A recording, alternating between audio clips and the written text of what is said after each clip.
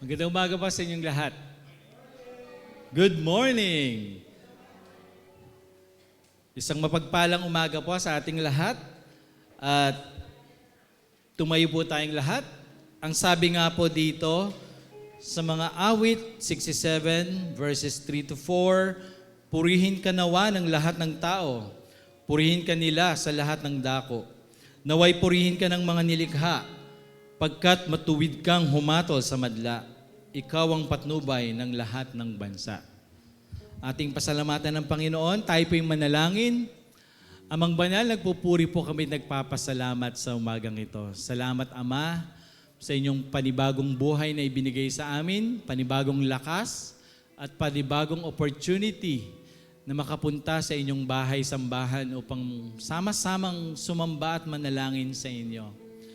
Bigyan niyo nga po kami, Panginoon, ng magandang patuloy na panahon ngayong araw na ito upang ma-enjoy po namin ang araw na ito, Panginoon. Salamat sa fellowship na meron kami today. Salamat po, Panginoon, sa inyong pagsama ng inyong banal na Espiritu sa amin.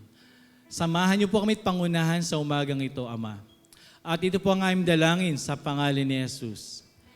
Amen. Palakpakan po natin ang Panginoon. Awitan natin ang Panginoon. Open the eyes of my heart, Lord.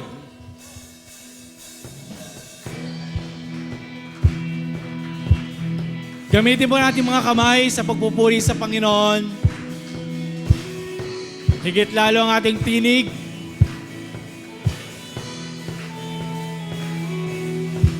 Gamitin natin mga kamay.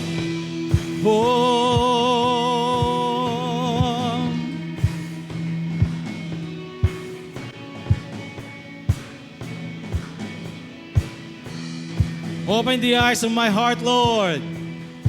Open the eyes of my heart, Lord. Open the eyes of my heart. I want to see you. I want to see you. Open the eyes of my heart, Lord. Open the eyes of my heart. I want to see you. I want to see you high and lifted up, shining in the light of your glory. Pour out your power and love as we sing, holy, holy, holy. To see you high and lifted up, shining in the light of your glory. Pour out your power and love as we sing, holy, holy, holy. Open the eyes of my heart, Lord. Open the eyes of my heart. I want to see you. I want to see you. Open the eyes of my heart, Lord. Open the eyes of my heart. I want to see you. I want to see you. To see you. To see you high and lifted up, shining in the light of your glory. Pour out your power and love as we sing, holy, holy, holy. To see you high and lifted up, shining in the light of your glory. Pour out your power and love as we sing, holy, holy, holy.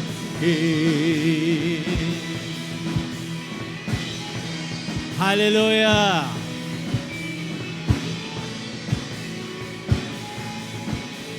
All together, holy, holy. Holy, holy, holy. Holy, holy, holy. Holy, holy, holy. I want to see you. Minsan pa, holy. Holy, holy, holy. Holy, holy, holy.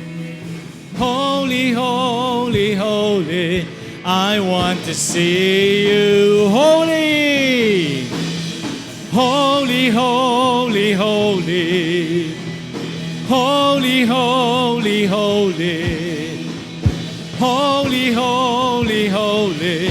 I want to see you high and lifted up, shining in the light of your glory. Pour out your power and love as we sing, holy, holy, holy. To see you high and lifted up, shining in the light of your glory. Pour out your power and love as we sing, holy, holy, holy. Hallelujah. Palapakan natin ang Panginoon.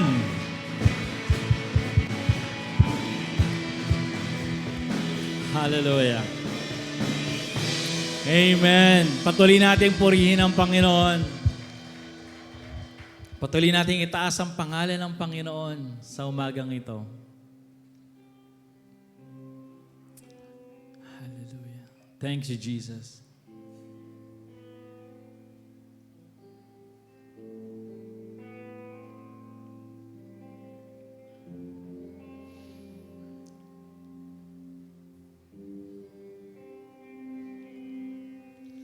The splendor of a king, clothed in majesty, let all the earth rejoice, all the earth rejoice. He wraps himself in light, and darkness tries to hide, and trembles at his voice, trembles at his voice. How great is our God! Sing with me, how great is our God, and all will see how great is our God. Hallelujah. Age to age stands. Come on, let us sing to the Lord. Let us lift up the name of the Lord. And the end, beginning and the end, the Godhead three in one. Father, Spirit, Son, the Lion and the Lamb, the Lion and the Lamb. How great! Awitan po natin ang Panginoon. Awitan natin ang Panginoon sa umagang ito. Hallelujah! And all will see how great is our God. Name above all names. Name above all names. You are worthy of all praise. And my heart will sing how great is our God. You're the name above all names. You're the name above all names. You are worthy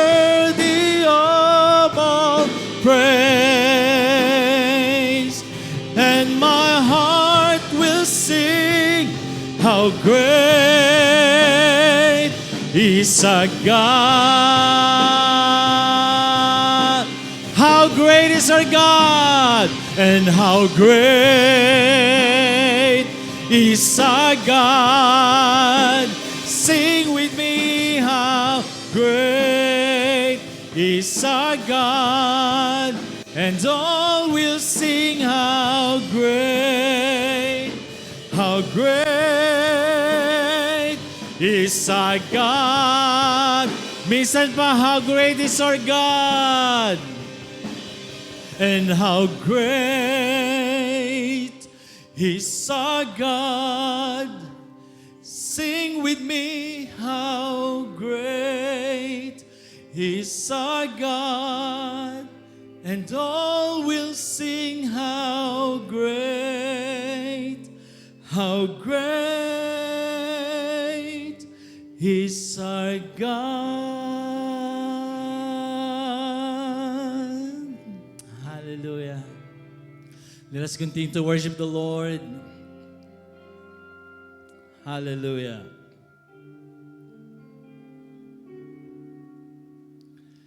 You are forever in my life. You see me through the seasons. Cover me with your hands and lead me in your righteousness, and I look to you. Come on, let us worship the Lord. And I wait on you. I'll sing to you, Lord, a hymn of love for your faithfulness to me. I'm carried in everlasting arms. You'll never let me go through it all.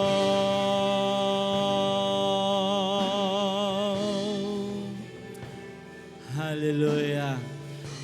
Let us continue to worship the Lord.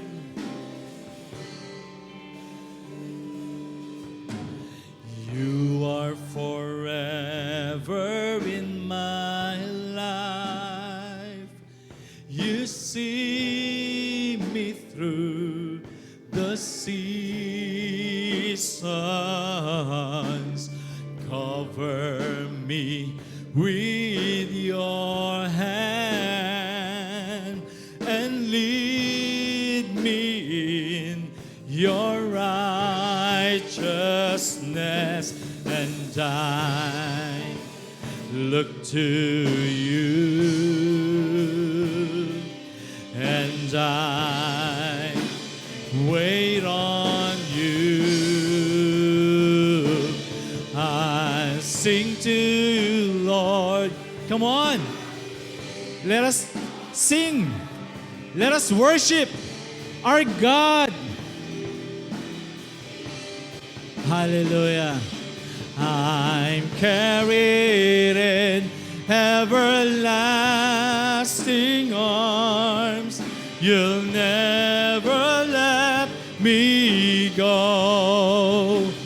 Through it I'll sing to you, Lord, a hymn of love for your faithfulness to me.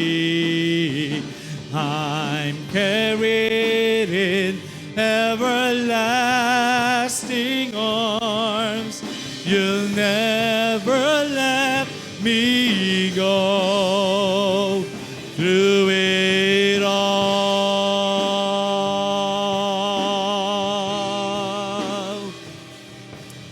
Hallelujah!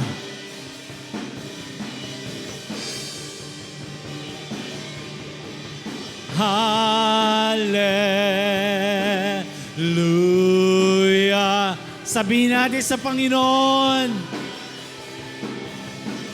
Hallelujah. Hallelujah.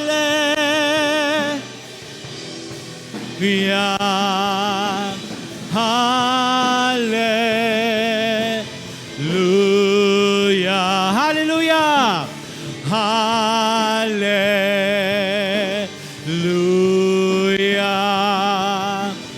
Hallelujah. Hallelujah. Hallelujah.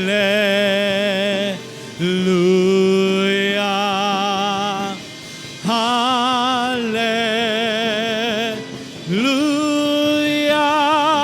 I'll sing to you, Lord, a hymn of love for your faithfulness to me.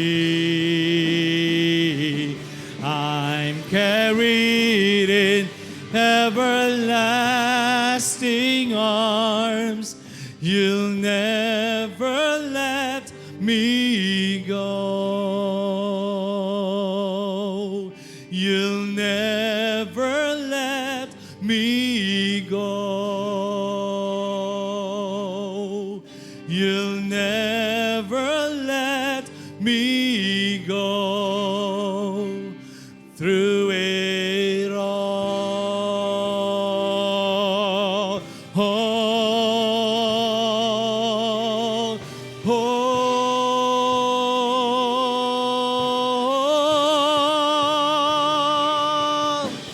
Hallelujah!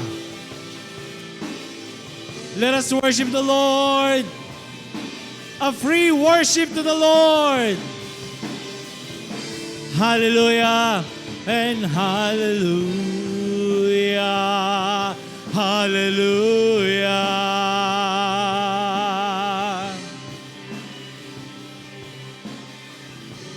Hallelujah. Amen. Palakpakan natin ang Panginoon. Amen. Amen. Makakaupo na po ang lahat.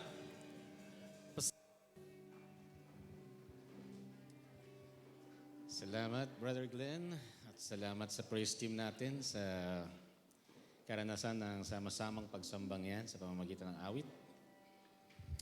Welcome po muli sa atin pong campaign season sa church. And this is our second Sunday para po sa ating Financial Freedom Campaign. At kinik off nga po natin ito last Sunday. No? And ngayon, nasa second week po tayo, second Sunday.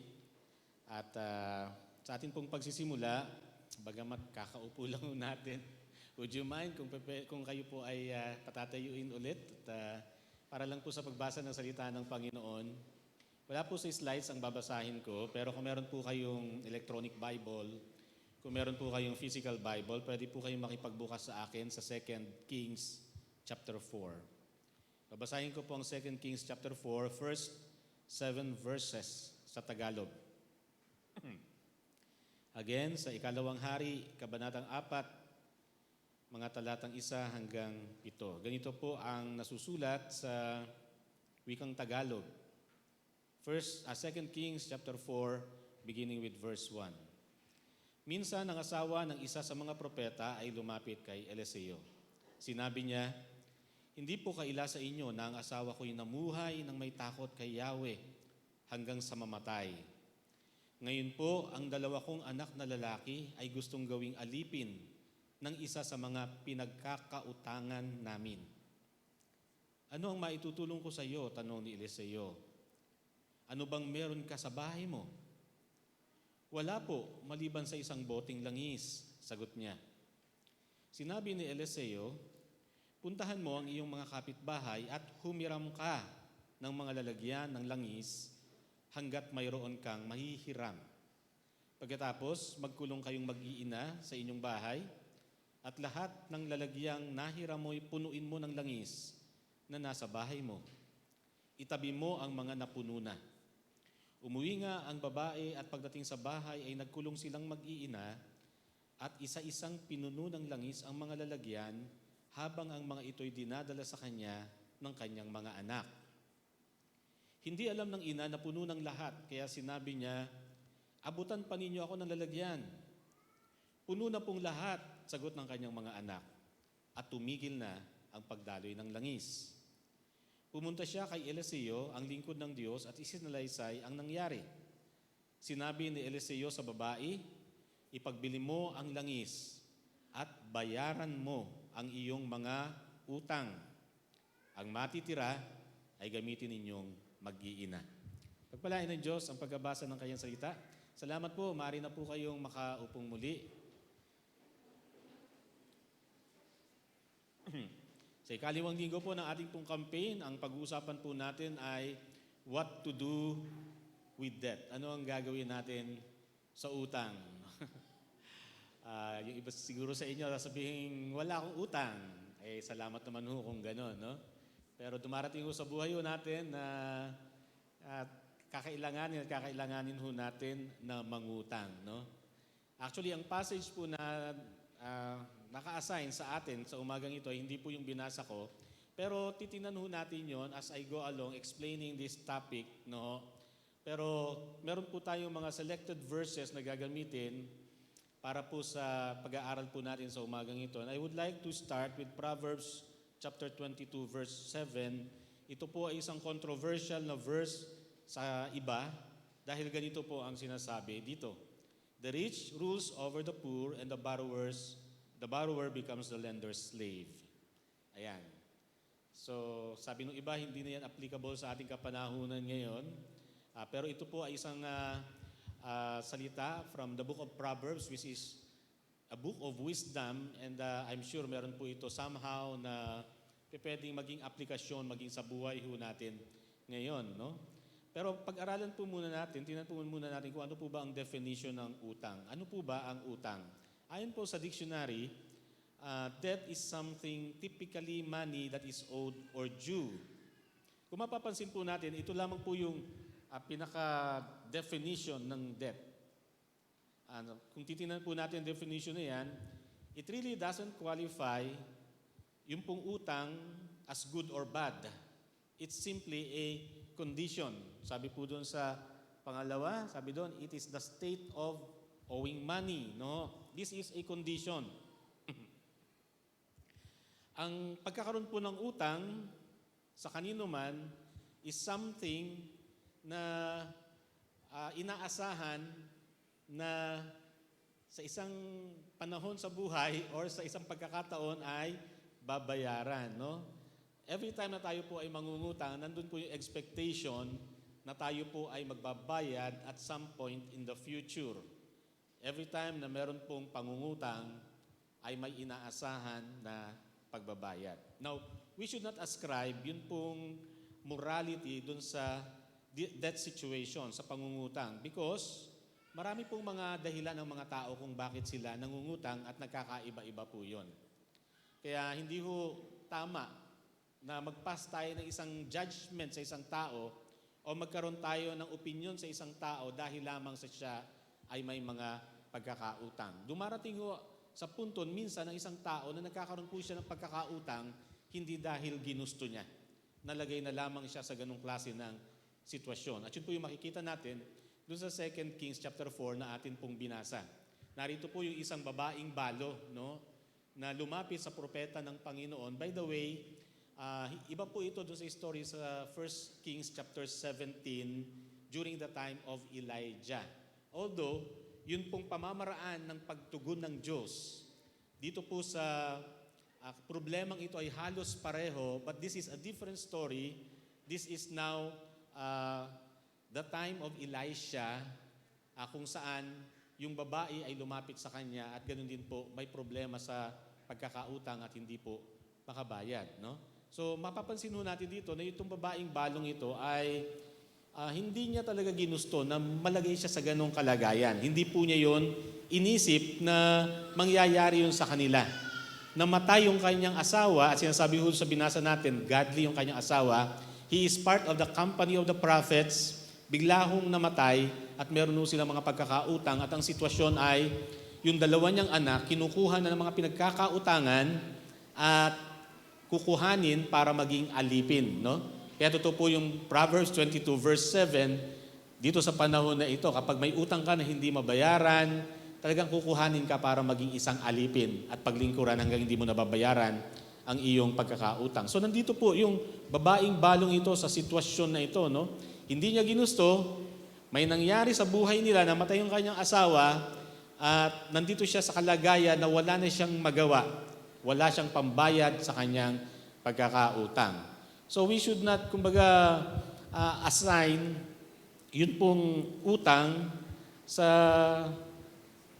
isang moral na issue, no? Dahil at times, hindi ho yun ang katotohanan. Sabi nga po, debt is neither moral or immoral. And the Bible does not actually condemn borrowing. Hindi rin naman kinukomend ng Biblia ang pangungutang. No? And sometimes, dumarating ho tayo sa pagkakautang sa iba't ibang mga kadahilanan. May mga pagkakataon, ito'y dahil sa sarili nating kagagawan, mali yung ating mga pagpapasya sa buhay, o kaya naman, kagaya ng babaeng balong ito, dumarating tayo sa sitwasyon na tayo po'y lubog sa utang ng dahil po sa ating mga sariling kagagawan. Now, this is not to condemn anyone. Kaya po tayo nagbibigay ng ganitong mensahe is for us to find hope, no? And nais po natin na bigyan ng pag-asa ang bawat isa, ano man po ang dahilan kung bakit po tayo nasa gitna ng malaking pagkakautang at maaari yung iba sa atin ay talagang wala nang alam na paraan para makapagbayad. Ang nais po nating iparating ay may pag-asa. Maaari ho tayong makaalis dun po sa ating pagkakautang. No? Ang pagkakautang ay hindi po necessarily nangangahulugan na ito'y dahil sa kasalanan ng isang tao o kaya naman resulta ito ng disobedience, pero pwede rin na yun ang dahilan kung bakit nandun ka sa ganong klase ng kalagayan. No? Again, wag mo tayong mag-associate nito sa isang moral na issue agad-agad. Okay? At wag ho natin itong tingnan na para bagang ang isang may pagkakautang ay disobedient sa Panginoon, samantalang yung walang utang ay obedient sa Panginoon. Hindi ho ganon minsan ang usapan tungkol sa bagay na ito. No? Pero ito pong pagkakaroon ng utang is not a good way para ma-enjoy po natin ang buhay na nais ng Panginoon sa atin. So although sinasabi ho natin, hindi natin ito ginagawang moral issue, hindi ho natin sinasabing makasalanan ang may utang at ikaw ay matuwid kapag hindi ka nangungutang. No? Ang totoo po, there is problem with that. No? At yun yung po dapat muna nating makita. Ano po ba ang problema sa utang? Well, una po sa lahat, ang utang po ay isang pasanin ho natin. Kaya nga, mahalaga po na tayo po ay maging cautious bago ho tayo mangutang. Ito po yung unang paalala po sa atin. Ano? Wag ho tayong agad-agad mahilig mangutang.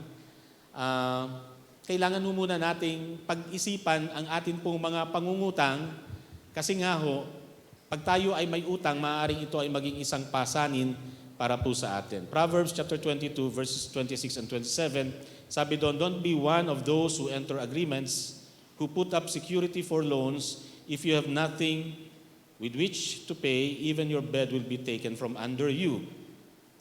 So ano pong sinasabi ho dito, no? Kung sisimplihan ho natin, ang sinasabi ho dito, be careful, mag-ingat ka sa pangungutang. Huwag kang, para bagang isa kang naive, no? O kaya nagkakaroon ka ng miscalculation, o kaya naman nagkakaroon ka ng mga unforeseen financial event sa buhay mo at malalagay ka sa isang hindi magandang sitwasyon. Okay? So yun po ang unang natin dapat makita dito. Pwede kasi yung ibang utang natin talagang maiiwasan. Yung iba, di ba, kinakategorize yung utang na good debt at saka bad debt.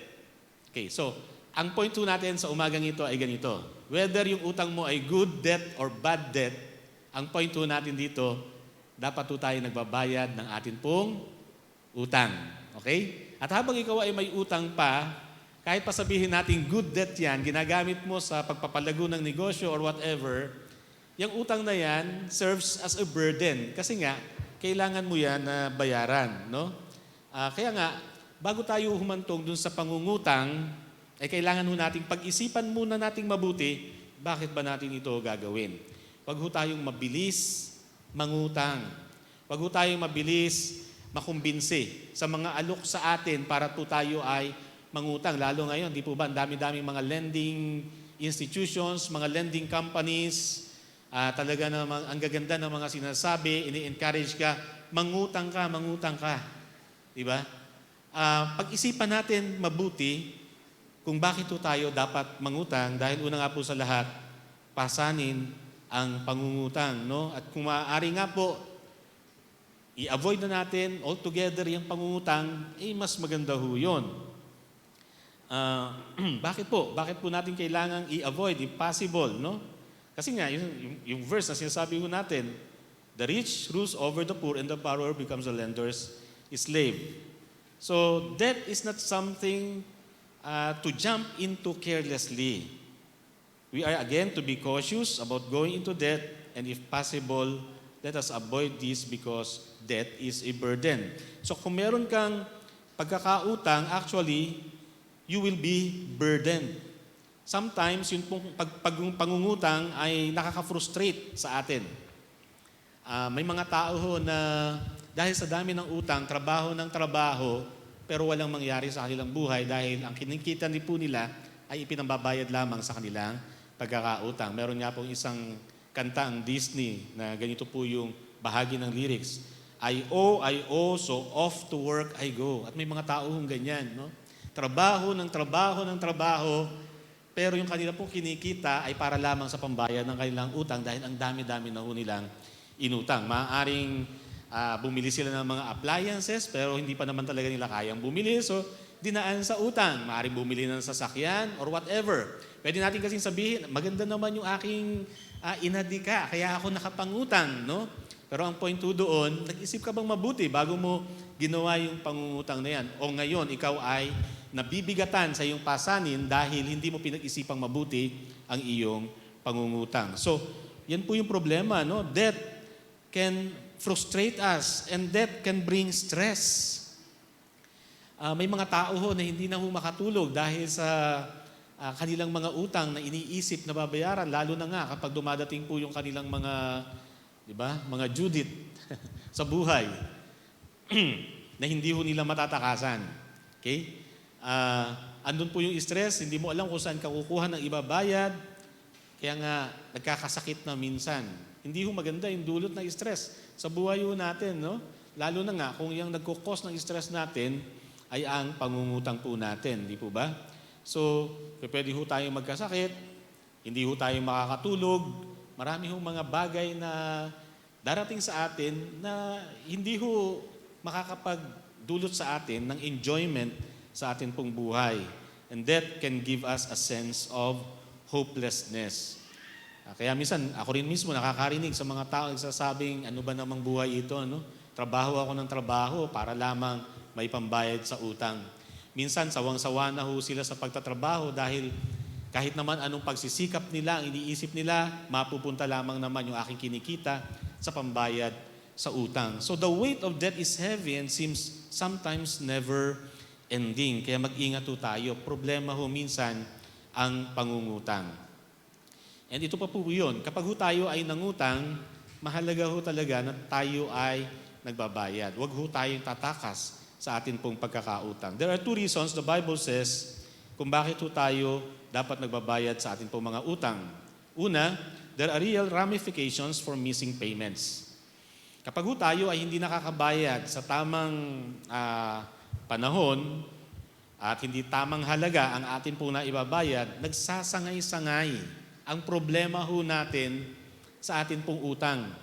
Maaaring tayo po ay i-charge ng masigit dun sa atin pong inutang. Nagkakaroon po ng mga interest, nagkakaroon po ng mga penalty, lalo na yung mga may hawak ng mga cards dito, di po ba? Ang gustong-gusto ng mga card company, ang bayaran mo lamang yung minimum. Pag ikaw ay nangutang, huwag mong bayaran ng buo. Pero pag binayaran mo yung minimum, actually, hindi ka talaga nagbayad ng principal na inutang mo eh, no?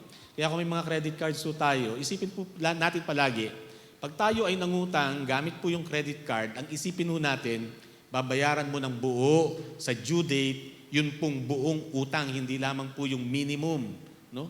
Kasi nagki-create po yan ng iba't ibang mga sanga ng problema sa buhay ho natin, no? Nakukompound yung pong interest niyan.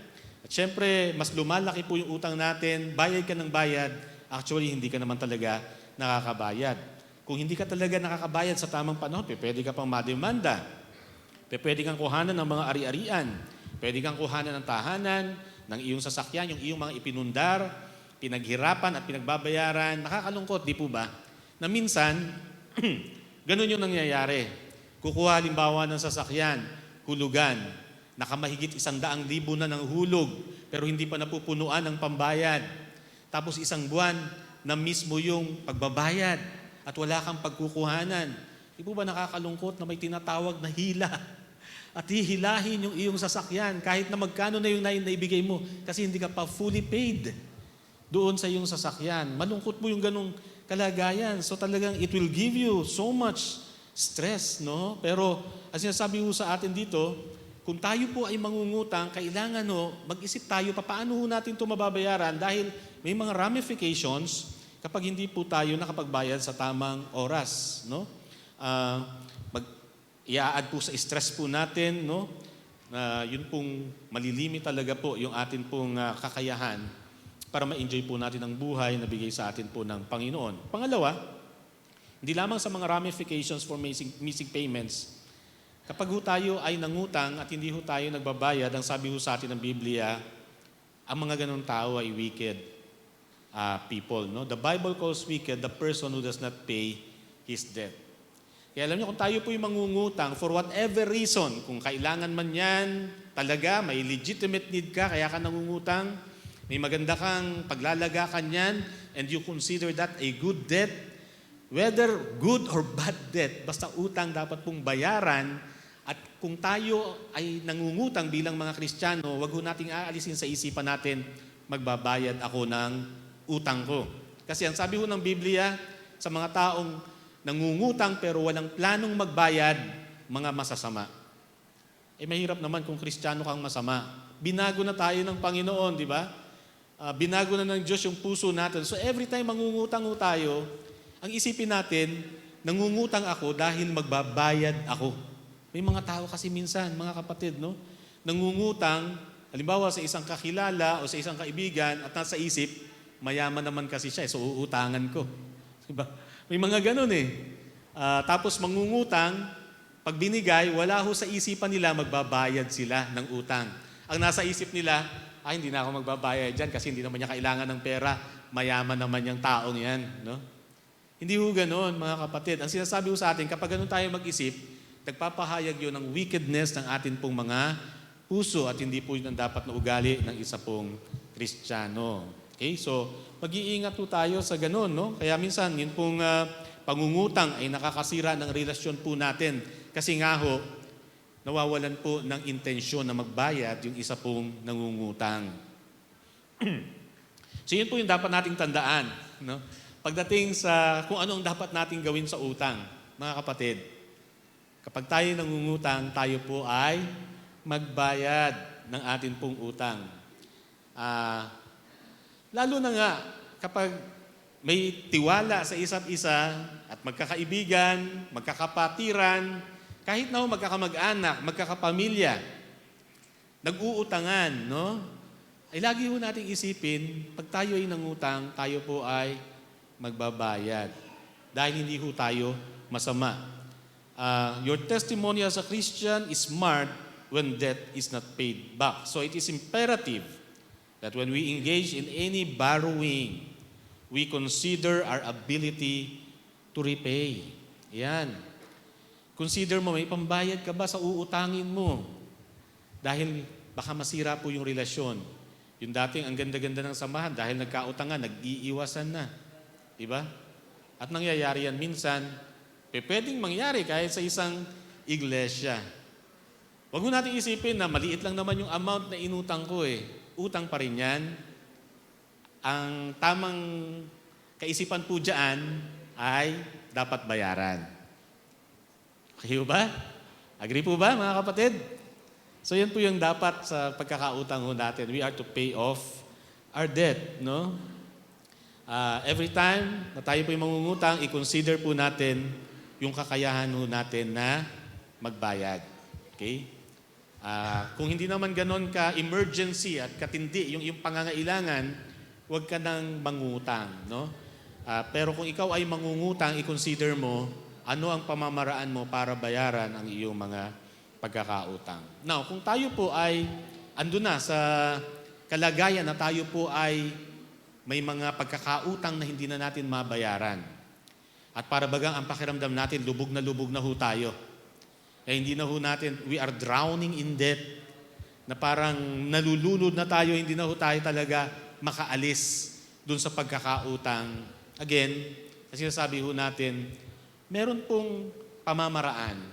Hindi po yan end of our rope. Ang mahalaga lamang, again, yung kaisipan po natin, handa ho tayo na magbayad.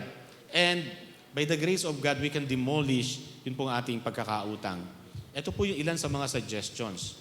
Paano po natin i-demolish yung ating pagkakautang? Una, work it off with sweat and tears. Actually, kahit wala tayong pagkakautang, dapat naman talaga tayong maging masipag.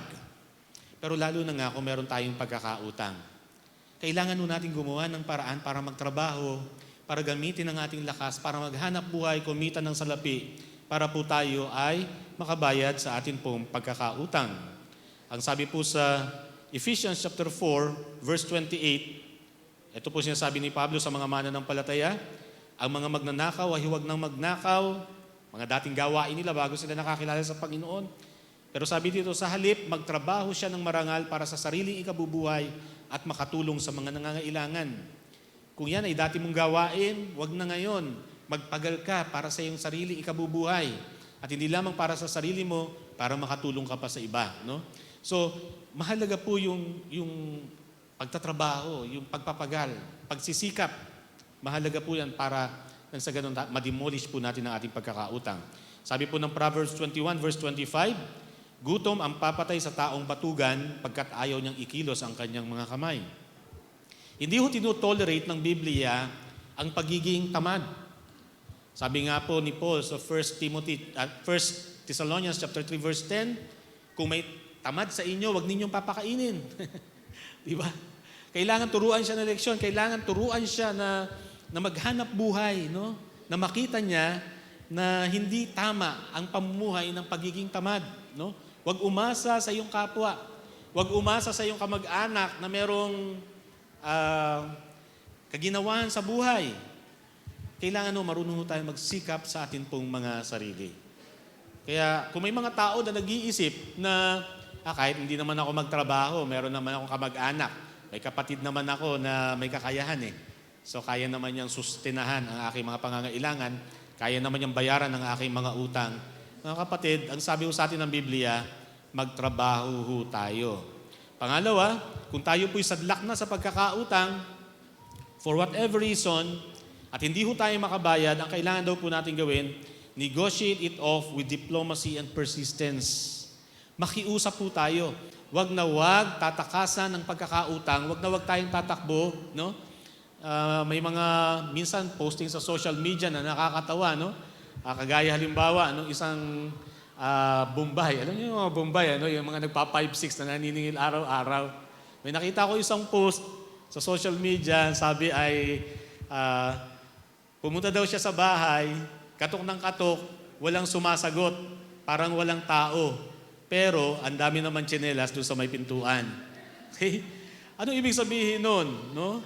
Talagang may tao doon sa loob ng bahay. Pero dahil alam na maniningil siya, ayaw siputin, ayaw labasin. No? At isinara yung pintuan at nagpipretend na walang tao doon sa loob. Huwag tayong ganon, mga kapatid. Makipag-usap ng maayos sa ating mga pinagkakautangan.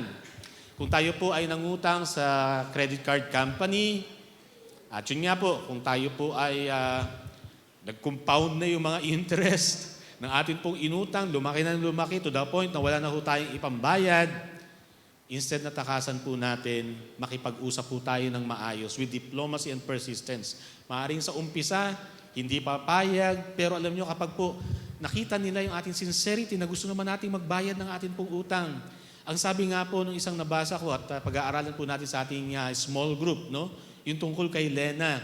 Nasabi niya nakipag-usap siya ng maayos at inassure niya hindi siya tataka sa pagkakautang ng sa kanyang mga pinagkakautangan. Alam niya, binigyan daw po siya ng amnesty. At yung isa pa nga, sabi doon, instead na 100% yung interest na kanyang babayaran, binigyan na lamang siya ng 30% na kailangan niyang bayaran. Ang laking amount nang nawala sa kanya, all because nakipag-usap po siya dun sa kanyang pinagkakautangan. So instead na tayo po ay tumakas, makipag-usap po tayo. Magpakababa tayo, may diplomasya. Huwag po tayong mas mataas pa ang boses sa mga naniningil sa atin. No? Para bagang pag siningil ka, ikaw pa yung galit. No? Parang yung nagpautang pa sa yung may utang. At mas matapang ka pa sa pinagkakautangan mo. Di ba? May mga taong ganun eh. Para hindi na lamang singilin, ano ka ba? Magbabayad naman ako. Siya pa yung galit sa pagsasalita. Kailangan marunong tayo magpakababa, marunong tayo makiusap, at mahalaga po yon. Pangatlo po, scrimp it off with belt tightening and sacrifice. Kung tayo po ay may pagkakautang, lalo na kung wala na nga ho tayong alam na pambayad atin po mga pagkakautang, mga kapatid, medyo mag-adjust naman ho tayo sa atin pong lifestyle. Kung meron na ho tayong nakagawian na pamumuhay, na masasabi ho nating masyado na ho tayong komportable, medyo alisin natin yung comfort dun sa buhay ho natin dahil gusto ho natin makabayad sa atin pong pagkakautang. Meron din pong mga tao, no, na kahit na ho ang dami-dami nilang dapat bayaran, minsan post sa social media na kumakain sa mga mamahaling restaurant. Ito, andito kami ngayon sa Vikings, Anli.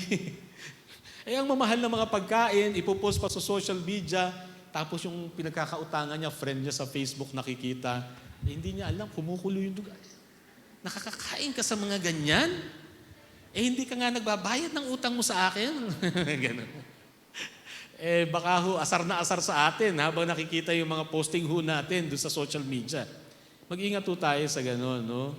Yung bang, bawas-bawasan ho natin yung mga paglabas-labas para kumain, kung makakapagluto naman tayo at mas makakatipid sa loob ng ating pong tahanan. Yan po yung mga practical na bagay, pero malaking bagay po yan kung nais po talaga natin na ma-demolish yung pong ating mga pagkakautang.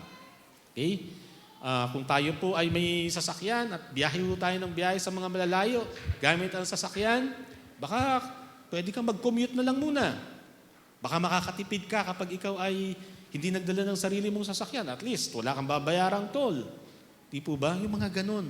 May mga pamamaraan actually para ho tayo ay makabayad sa ating mga utang. Pero bahagi po noon, yun pong pag-a-adjust dun sa ating pong lifestyle, kailangan ho natin maghigpit ng ating pong sinturon paminsan-minsan. Yan. At panghuli, pray it off and experience divine intervention. Mga kapatid, there are times talaga na gustong-gusto mo naman makabayad ng utang. Nalagay ka na, nasadla ka na sa isang sitwasyon na ipit ka na. Wala ka na talagang magawa. Hindi mo alam kung saan kukuha ng ibabayad mo sa iyong pagkakautang. Ito po yung sinasabi natin. Mahalaga sa Diyos ang laman ng atin pong mga puso. If it is our desire para makabayad sa atin pong mga utang, ipagpakababaho natin ang ating sarili sa Panginoon. Lumapit po tayo sa Kanya. Alam niyo, karamihan sa aming mga pastor na tumatay din sa harapan, wala ho kami gaano alam tungkol sa mga finances, sa mga ganyan mga usapin, no? Pero, mahalaga po yung prinsipyo ng Biblia tungkol dito at ito po yung nais naming ituro, no? Makikita nga ho natin, sa binasa natin kanina, 2 Kings chapter 4, itong babaeng balo, ipit na siya sa sitwasyon. Sino ba naman ang may gusto nang yung mga anak ay kuhanin sa iyo para gawing alipin dahil hindi ka makabayad ng pagkakautang? Kung ilalagay natin yung ating sarili sa sitwasyon ng nanay na yon, na isang balo, nawalan na siya ng asawa, kukuhanin pa yung kanyang mga anak, at yung kanyang mga anak na kukuhanin, hindi mapupunta sa pamilyang mag-aalaga sa kanila, mapupunta yung kanyang mga anak sa tahanan na mang-aalipin sa kanila. napakasakit noon sa isang magulang. Pero ang ginawa po niya, lumapit siya sa propeta ng Panginoon, no? At nakiusap, natulungan siya. Alam niyo, ang Diyos ay gumawa ng kapamaraanan. Minsan, yung gagawin ng Diyos ay lihis doon sa ating lohika. At minsan, mahirap tanggapin. Pero alam niyo, kapag lumapit tayo sa Panginoon, nagpapakita ho siya ng mga kapamaraanan na kahit na ho, against logic, ito po'y makakatulong po sa atin. At 2 beses na nga po ito ginawa ng Panginoon. Sipin nyo, konting langis, nanghiram ng mga lagayan. By the way, dito makikita ho natin, hindi masamang manghiram eh. Pinanghiram pa nga eh, ng mga lagayan. Okay? Doon sa konting langis na meron siya, dahil sa pagtitiwala sa Panginoon, na puno ang lahat ng yon, miracle ng Panginoon. Sometimes, ang kailangan natin sa buhay, miracle ng atin pong Panginoon. Pero ang Diyos, kagaya ng pinag-aralan ho natin before, kung kailangan, God can perform a miracle. Ginawa nga niya ito before eh. Pwede niyang gawin din ngayon para po tayo ay tulungan. Pero kailangan po nating ilapit ang atin pong sarili sa Panginoon. Kung kailangan aminin na tayo po may pagkakamali sa ating mga desisyon, no? Hindi ho tayo naging mabuting mga katiwala, nakagawa tayo ng mga bagay na hindi natin dapat ginawa. Aminin ho natin sa harapan ng Panginoon. Alam niyo po, ang Diyos ay handang tumulong sa atin. Hindi po end of the rope ang ating sitwasyon kung tayo po ay may pagkakautang. Sabi po ng Psalm 107 verses 8 and 9, kaya dapat naming kay Yahweh ay magpasalamat dahil sa pag-ibig at kahanga-hanga niyang pagliligtas. Mga nauuhaw ay pinaiinom upang masiyahan, mga nagugutom ay pawang binubusog sa mabuting bagay. Ganyan kabuti ang ating Diyos. Despite sa mga pagkukulang ho natin, handa pa rin ang Diyos na tayo po ay tulungan. Ang sabi po ni Paul David Tripp, at gusto ko pong magtapos po dito, there is no mountain of debt so big that God's grace is not bigger. There is no money problem pit so deep that God's grace is not deeper. As we face money problems, we don't need to panic. We don't need to be paralyzed by fear. We don't have to deny reality to get some peace. Hindi ho natin kailangan gawin yung mga bagay na yon. Ano po ang sinasabi niya? We can face our money issues with hope.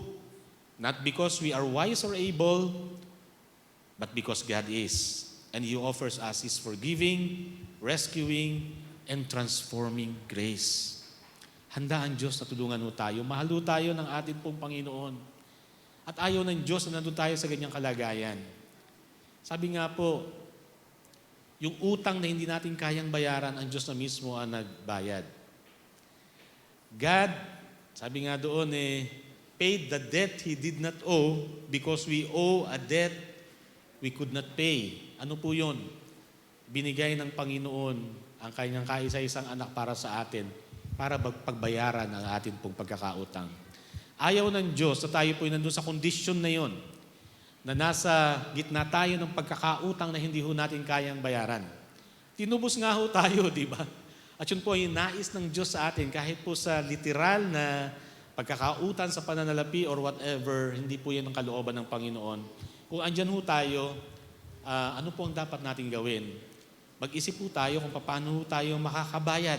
No? At kung wala ho tayong maisip, lumapit ho tayo sa Panginoon at hayaan po nating tulungan tayo ng Panginoon. Sabi nga po, if you find yourself in debt, know that God loves you and He cares about your situation. God loves you as you are. Having debt won't reduce His life toward you. Yung pagkakaroon ng utang ay hindi ho nakakabawas ng pagmamahal ng Diyos sa iyo. Yun pong kawalan ng utang at pagiging mayaman ay hindi rin ho nangangahulugang nadadagdagan ang pagmamahal ng Diyos sa iyo. Ang punto ho natin dito, may utang ka man o wala, pareho yung pagmamahal ng Diyos para sa iyo. But it is God's will that you break free from debt. No? So what do? Come to Him in humility and plead for His grace. Especially kung meron sa atin dito na nahihirapan talagang magbayad dahil wala ho tayong pagkukuhanan. Hayaan po natin makakilos ang Diyos sa buhay ho natin. Hindi ko rin alam kung ano maaaring maging sagot. Pero hindi ho natin alam kung anong pwedeng gawin ng Panginoon para sa atin. Pwede ho niya tayong bigyan ng mga pamamaraan. No? hanggang sa makita natin ang ating sarili na tayo po ay nakakalaya sa ating pong pagkakautang. So, gusto ko pong iwanan sa inyo ang verse na ito sa Philippians chapter 4, verse 13. Ito po yung pangako ng Panginoon sa atin. My God shall supply all your needs according to His riches in glory by Christ Jesus. Ano po sinasabi dito ng Apostol Pablo? Yung context po niyan, kung titignan po natin sinasabi ni Paul, I have learned to be content in my life. I have experienced to have plenty. Sagana ako sa lahat ng bagay. I have experienced to be in want. Pero sabi niya, in whatever state I am content. Bakit? Sabi niya, kasama ko ang Panginoon at hindi niya ako pinababayaan. Bago po niya sinabi itong verse 19, sabi niya, ang Diyos ang nagsusupply ng atin pong mga pangangailangan. Sinasabi po niya ito dahil ito yung kanyang karanasan at pwedeng maranasan ng bawat isa po sa atin. Ang Diyos ang magsusupply sa atin. Pwede ho ba natin basahin ito ng sabay-sabay as I end? At i-claim ho natin ito as a promise of the Lord. Ano man po yung ating sitwasyon, ang Diyos ang atin pong provider. Basahin po natin. Ready? Go. And my God shall supply all your needs according to His riches in glory by Christ. Ang Diyos ay hindi nauubusan ng resources. Kaya po niya tayong pagpalain. Amen.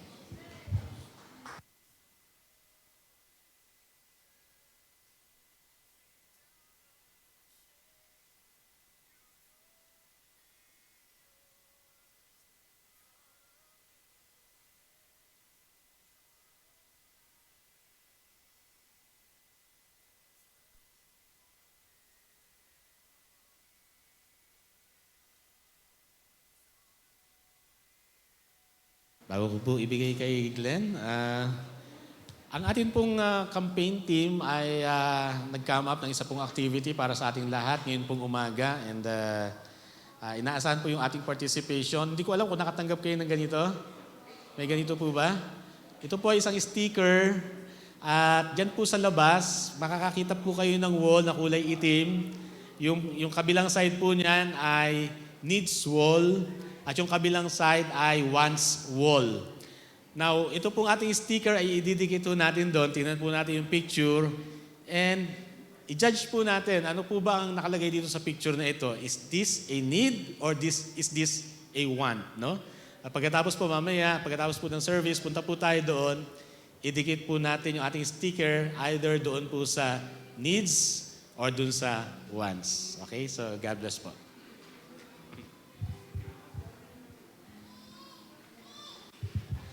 Maraming salamat, Pastor.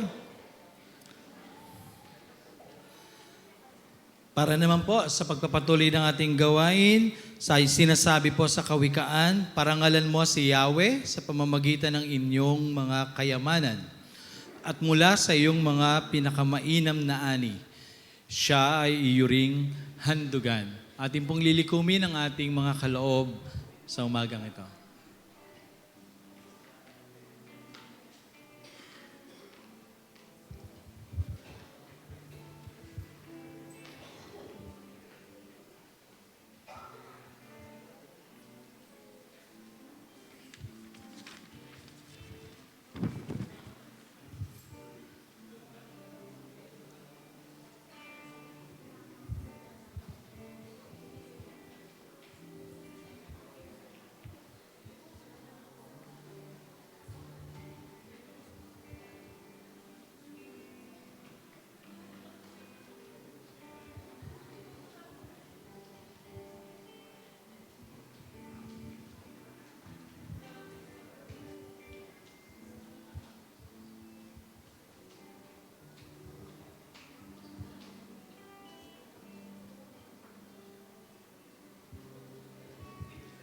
Tumay po tayong lahat at atin po ipanalangin ang mga kaloob na ito.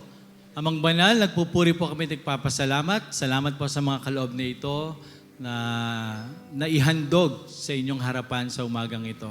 Pagpalain niyo nga po ang mga kapatid kong ito na patuloy na ginagamit ninyo upang mapalago ang inyong gawain sa church na ito, Panginoon. Maraming salamat sa inyong patuloy na biyaya at patuloy na pagpapamalas ng inyong kadakilaan sa bawat isa sa amin. Kaya naman, gamitin niyo po, Panginoon, ang mga kaloob na ito upang magamit sa ikaluluwalhati ng inyong pangalan. Purihin ka, ito po ang aming dalangin sa pangalan ni Jesus. Amen.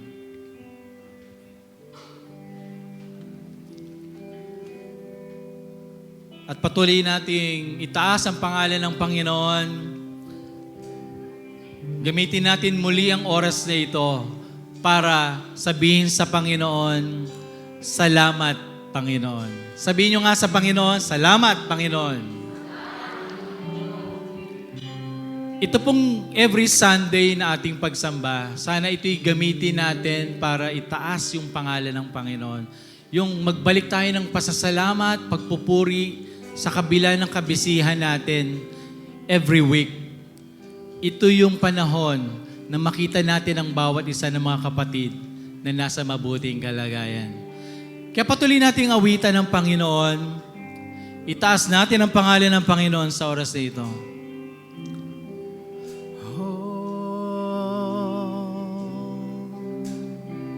Hallelujah.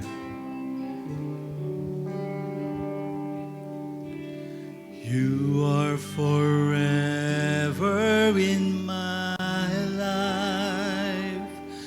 You see me through the seasons.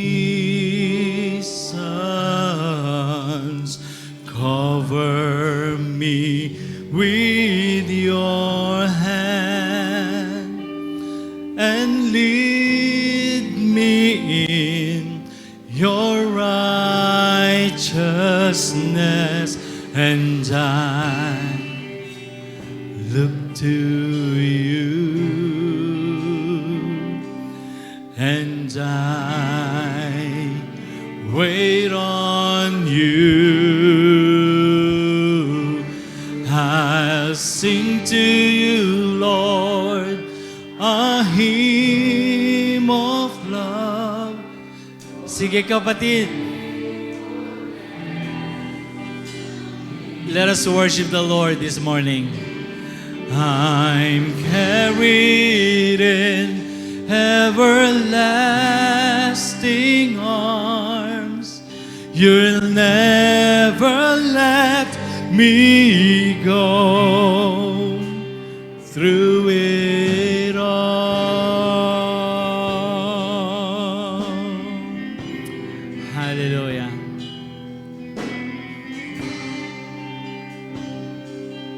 Patuloy pa nating awitan ng Panginoon. You are forever in my life. Sige po. Itaas natin ang pangalan ng Panginoon. Oh Lord. Thank you, Jesus. Your righteousness and hallelujah. Let us continue to worship the Lord. Wait on you.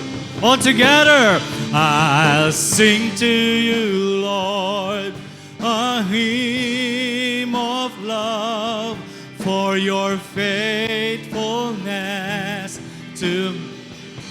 Come on, let us worship the Lord. I'm carried in everlasting arms. You'll never let me go. Through it I'll sing to you, Lord, a hymn of love for your faithfulness to me. Sige kapatid, itaas mo ang pangalan ng Panginoon.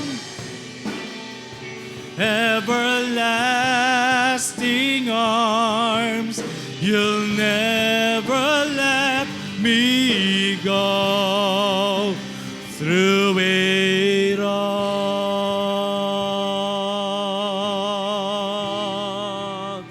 Through it all. Sabihin natin, Hallelujah! Hallelujah! Come on! Let us lift the name of Jesus! Hallelujah! Hallelujah!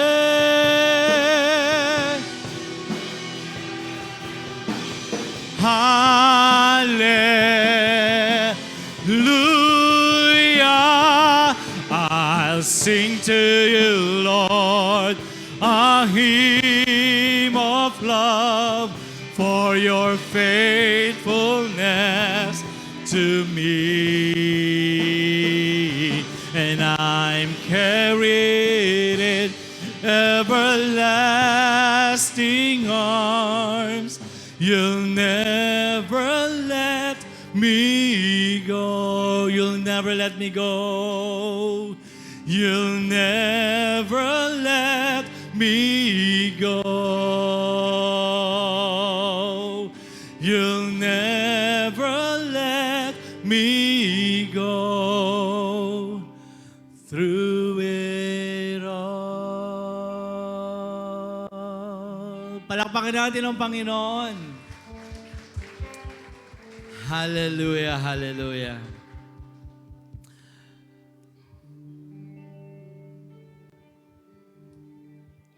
Tayo po'y manalangin.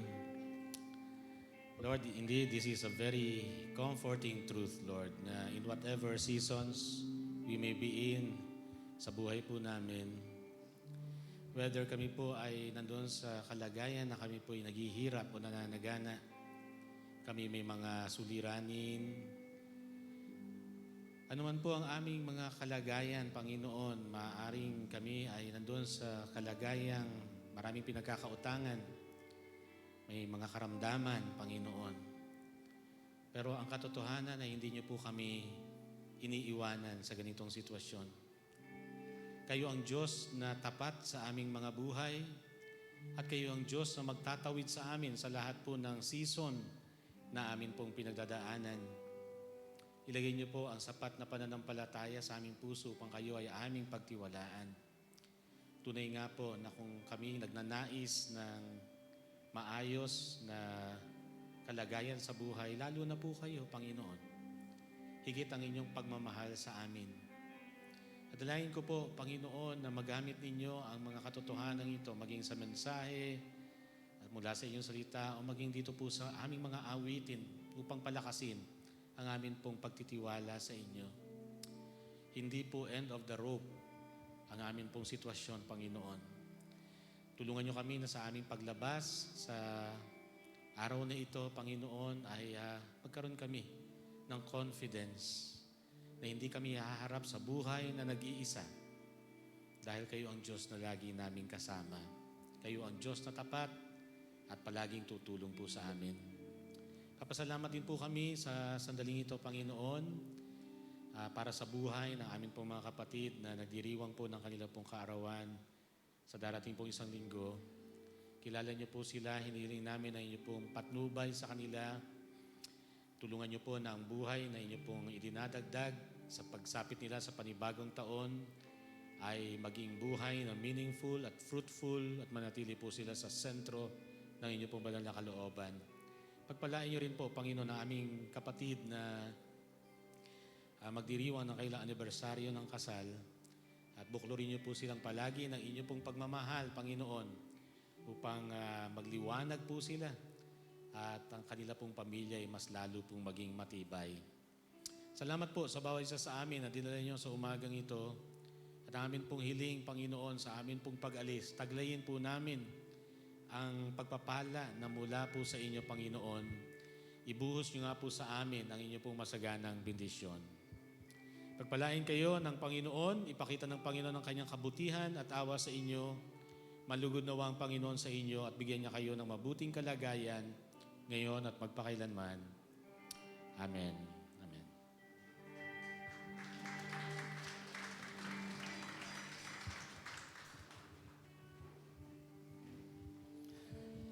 Sige po.